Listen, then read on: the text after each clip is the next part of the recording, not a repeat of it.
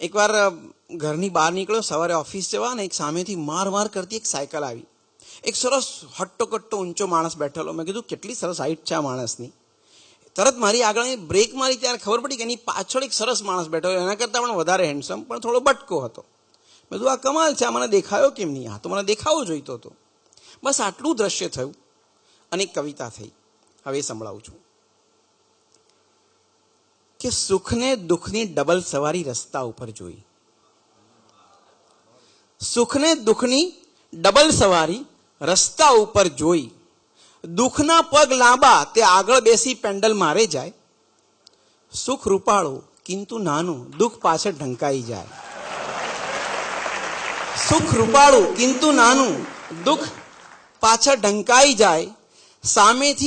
સામેથી સાયકલ આવે તો સૌને લાગે દુઃખ આવે છે. કોઈ સમજતું નથી કે દુઃખ પાછળ બેસાડી સુખ લાવે છે. કોઈ સમજતું નથી કે દુઃખ પાછળ બેસાડી સુખ લાવે છે. અને દુઃખ તોફાની ગમે એને ટપલી મારે, ધબ્બો મારે, જેને ધારે એને એ અડવું ના ચૂકે. દુઃખ તોફાની ગમે તેને ટપલી મારે, ધબ્બો મારે, જેને ધારે એને એ અડવું ના ચૂકે. ને સુખ જો દુઃખના વાદ લઈને અડવા માટે જાય, ખાલી તાલી દેવા જાય, ત્યાં તો દુઃખ સાયકલ મારી મૂકે. હવે એક જ દીમાં દુઃખને હજારો જણને મળવાનું, બોલો ધીમે સ્પીડે જાય તો ક્યાંથી ફાવે?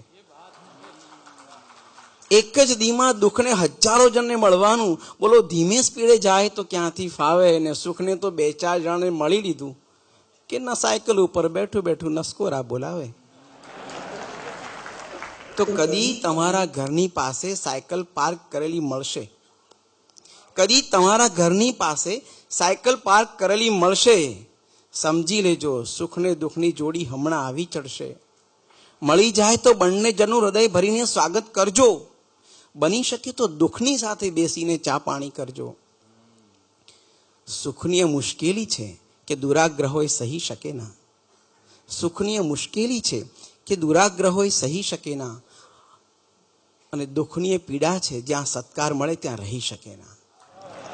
દુઃખની પીડા છે જ્યાં સત્કાર મળે ત્યાં રહી શકે ના. તો વાત બધાએ જાણે, કિંતુ દુઃખથી સૌએ ડર્યા કરે છે. અને કોઈ મારો સત્કાર કરશે એવી આશા લઈને દુઃખ યુગો યુગોથી સાયકલ ઉપર સુખને લઈને